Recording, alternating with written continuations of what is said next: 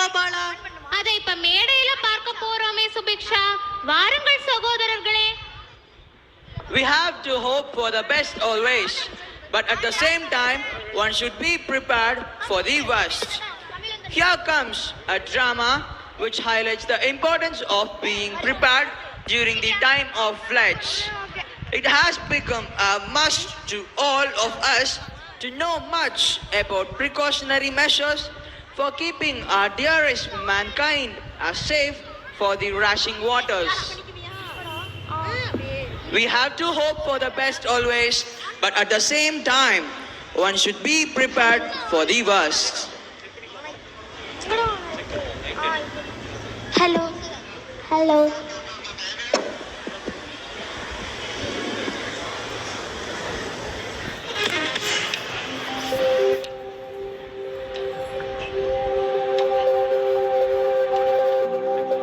Check. அப்பப்பப்பப்பா. Walking போயிட்டு வந்தது ரொம்ப டயர்டா இருக்கே. வெற்றி வெற்றி சொல்லுங்க தாத்தா. என்ன வீட்ல எல்லாரும் ஒரே பரபரப்பா வேலை பார்த்துட்டு இருக்கே, என்ன விஷயம்? இல்ல தாத்தா, பொங்கல் வந்துருச்சுல, அதனாலதான் வீட்டை சுத்தம் பண்ணிட்டு இருக்கோம். அது மட்டும் இல்லாம என்னோட நண்பர்கள்லாம் நம்ம வீட்டுக்கு வராங்க தாத்தா. அப்படியாப்பா, சரி. மரகதம், அம்மாடி மரகதம். என்னங்க? ஒரு காஃபி கொண்டு வாமா. Filter coffee. ஆகட்டும். வெற்றி வெற்றி சொல்லுங்க தாத்தா. கொஞ்சம் அந்த செய்தித்தாளை எடுத்துட்டு வாப்பா. சரிங்க தாத்தா. இந்தாங்க காஃபி. பேஷ் பேஷ், ரொம்ப நன்னா இருக்கு. வெற்றி வெற்றி சொல்லுங்க தாத்தா. இன்னைக்கு என்ன தலைப்பு செய்தின்னு கொஞ்சம் படிச்சு சொல்லுப்பா. சரிங்க தாத்தா. சென்னையில் மழை வெள்ளம். என்னது? சென்னையில மழை வெள்ளமா? தண்ணீரில் தத்தளிக்கும் மக்கள், இன்னும் கனமழைக்கு வாய்ப்பு. மக்கள் அங்க ரொம்ப அவஸ்தைப்படுவாங்க போல இருக்கே. வெற்றி, கொஞ்சம் அந்த டிவியை போடு, என்ன ஏதுன்னு பார்க்கலாம். சரிங்க தாத்தா.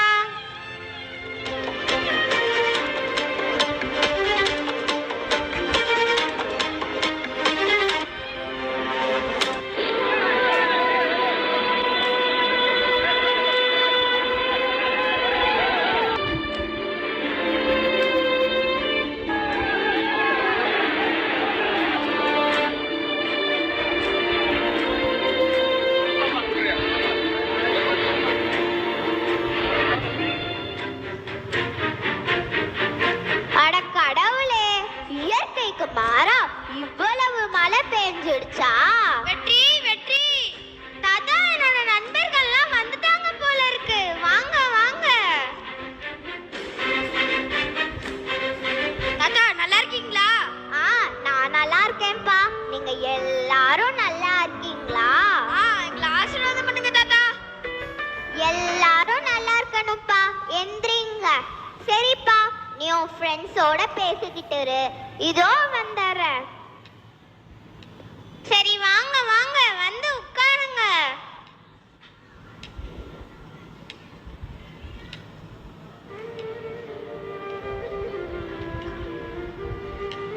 ஏய், டிவி நியூஸ் பாத்தீங்களாடா? இன்னைக்கு என்ன ஹாட் நியூஸ்னு தெரியுமா? நாங்களும் அதை பத்தி தாண்டா பேசிட்டு வந்தோம். ஆமா, மக்கள் எல்லாரும் மழை வெள்ளத்தால அவதிப்பட்டு இருக்காங்க. ஆமா, எல்லா ஊர்லயும் மழை வருது, வெயில் அடிக்குது. ஆனா சென்னையில மட்டும் வருஷம் வருஷம் மழை வந்தா இதே பிரச்சனையாவே இருக்குதே.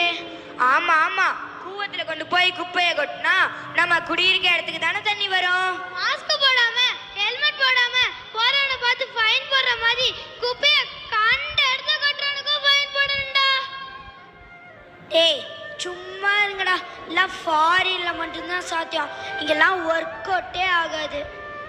டேய், உன்ன மாதிரி பொறுப்பில்லாத ஆளுங்க நாட்டுல இருக்கிறதுனால தான் நாட்டுல எந்த ரூல்ஸ் போட முடியல. குப்பையே கொட்டுறாங்க, எச்சியே துப்புறாங்க, தண்ணி வந்தா மட்டும் ஐயோ அம்மான்னு கத்துறாங்க. ரொம்ப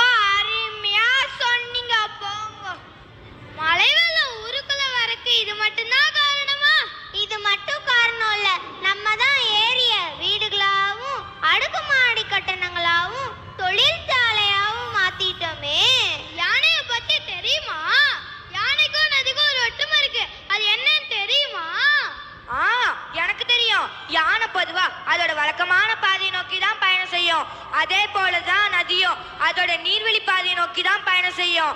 அந்த பாதையெல்லாம் தடுத்தா நம்ம ஊருக்குள்ள தானே தண்ணி வரும். இந்த தண்ணீர்லாம் எப்படி தாண்டா வெளியே போகும்? சாக்கடை இருக்குல்ல, சாக்கடை. சாக்கடைக்கு போய் குப்பையோட கலந்து குப்பையோட குப்பையாவே கடலுக்கு போயிரும்டா. டேய், ஏன்டா சிரிக்கிறீங்க? நம்ம மக்கள் எப்படி தெரியுமா? மழைக்காலம் வந்தா வெள்ளம் வெள்ளம்னு கத்துறாங்க, வெயில் காலம் வந்தா தண்ணி இல்லைன்னு கோஷம் போடுறாங்க. இதுல இருந்து என்ன தெரியுது? மழை வந்தாலும் பிரச்சனை, மழை வராட்டியும் பிரச்சனை. டேய், இந்த பிரச்சனைக்கு யாரா காரணம்? மழையா இல்ல மக்களா?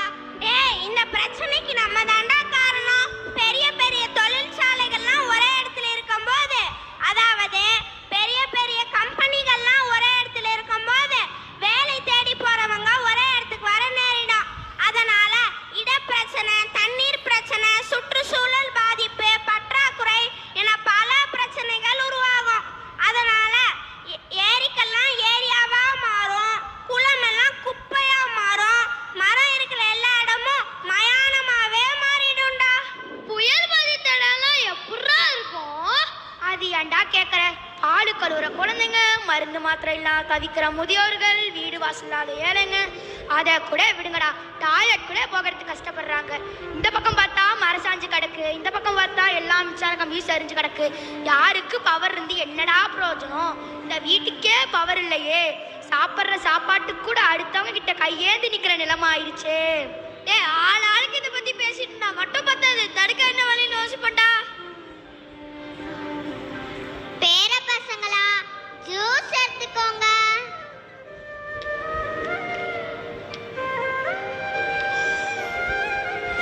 ஆமா, எல்லாரும் என்ன பேசிட்டு இருக்கீங்க? இல்ல பாட்டி, டிவில மழை வெள்ளம் பாதிச்ச பகுதிகள்லாம் பார்த்துட்டு என்ன பண்றதுன்னே தெரியாம முழிச்சிட்டு இருக்கோம் பாட்டி. ஏண்டா இப்படி தலையை பிச்சுக்கிட்டு இருக்கீங்க? நம்ம ஐயனே அந்த காலத்துல பெரிய படிப்பெல்லாம் படிச்சிருக்காரு, அவர்கிட்டயே யோசனை கேட்க வேண்டியதானே? ஏனுங்க ஏனுங்க சொல்லுமா மரகதம். நம்ம பேர பசங்க உங்கள்கிட்ட ஏதோ யோசனை கேட்கணும்னு விரும்புறாங்க, அதுக்கு ஏதாவது யோசனை சொல்லுங்களேன். சரிம்மா, என்னப்பா சந்தேகம்? மக்கள் எல்லாரும் மழை வெள்ளத்தால அவதிப்பட்டு இருக்காங்க. நாங்க எல்லாரும் ஒன்னா சேர்ந்து மக்களுக்கு எங்களால முடிஞ்சதை செய்யலாம்னு இருக்கோம் தாத்தா. உங்களை மாதிரி இளைஞர்கள் தான்ப்பா நாட்டுக்கு தேவை. சரி, இதை சீர்படுத்த என்ன திட்டம் வச்சிருக்கீங்க? அத பத்தி தான் தாத்தா நாங்க உங்ககிட்ட கேட்க வந்தோம். நம்ம ஊர் நாமக்கல்ல 15-20 வருஷத்துக்கு முன்னாடி வெள்ளம் வந்த போது தூசூர் ஏரி நிறைஞ்சு பரளி, வளையப்பட்டி, ஆண்டாபுரம் வழியா மோகனூர் காவேரி ஆத்துல கலந்தது ஞாபகம் இருக்கா? இதை ஏன் இப்ப சொல்றேன்னா, நீர்வழித்தடத்தை எக்காரணம் கொண்டும் அடைக்க கூடாது. எப்போதுமே மழை நீர் குளம், குட்டை, ஏரிகளில் நிரம்பி ஆற்றின் வழியாக கடலில் கலப்பதுதான் இயல்பு. ஆனா இப்போ இயற்கைக்கு மாறாக செயல்படும் போது துன்பத்துக்கு ஆளாக நேரிடுது. ஆமா தாத்தா, நீங்க சொல்றது உண்மைதான். இந்த மாதிரி பிரச்சனைகள்லாம் வராம இருக்க எந்தெந்த வழிமுறைகள்லாம் நடைமுறைப்படுத்தணும்? சுற்றுச்சூழல் பராமரிப்பு பணிகள், அதாவது முதல்ல நம்ம வீட்ல இருந்தே ஆரம்பிப்போம். பிளாஸ்டிக் பொருட்களின் பயன்பாட்டை தவிர்க்கணும். குப்பைகளை மட்கும் குப்பை, மட்காத குப்பைன்னு பிரிச்சு மட்காத குப்பையை மறுசுழற்சிக்கு உட்படுத்தணும். ஆமாம் தாத்தா, இந்த மாதிரி பிளாஸ்டிக் குப்பைகள்லாம் சாப்பிட்டு நிறைய மாடுகள் இறந்து போயிடுச்சுன்னு டிவி நியூஸ்ல கூட சொன்னாங்க தாத்தா. ஆமா தம்பி, இதனால பல உயிரினங்கள் பாதிக்கப்படுது. அது மட்டும் இல்லாம பூமி வெப்பமடைதலை தடுக்கணும். இதன் மூலமா மழையின் அளவை சீர்படுத்த முடியும். மழையின் அளவை கூட சீர்படுத்த முடியுமா தாத்தா? ஏன்பா முடியாது? நிறைய மரக்கன்றுகளை நட்டு ரசாயன பொருட்களின் பயன்பாட்டை குறைச்சாலே போதுமே. தாத்தா, மழை தண்ணீர் தேங்காம இருக்க என்ன செய்யணும்? அந்த காலத்துல 1000க்கும் மேற்பட்ட ஏரிகள் இருந்த இடத்துல இப்போ 100க்கும் குறைவாக தான்ப்பா இருக்கு.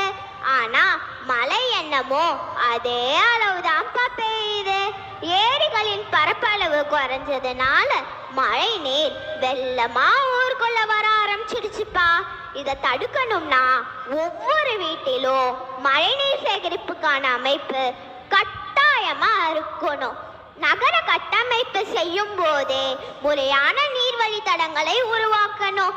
ஆனா இதை யாருமே செய்யாம வேற்று கிரகத்துல இருப்பிடம் தேடிக்கிட்டு இருக்கிற இடத்த பாழாக்கிட்டு இருக்காங்கப்பா. சரிங்க தாத்தா, வெள்ளத்தால பாதிக்கப்பட்ட மக்களுக்கு எங்களால முடிஞ்ச உதவியை செய்யலான்னு இருக்கோம் தாத்தா. சரி தம்பி, ரொம்ப நல்லது. தாத்தா நீங்க ஒரு விஷயம் கேள்விப்பட்டிருக்கீங்களா? நம்ம நாமக்கல்ல வெள்ள நிவாரண பொருட்கள் வழங்கினதுல முதன்மை மாவட்டமா இருக்கு. ஆமாண்டா, நாம படிச்ச ட்ரினிட்டி பள்ளியில கூட நிறைய வெள்ள நிவாரண உதவிகள் மக்களுக்கு வழங்கியிருக்காங்கடா. இது பெருமைப்பட வேண்டிய விஷயம்டா. ஏன்னா நம்ம எல்லாரும் ட்ரினிட்டியன்ஸ்டா.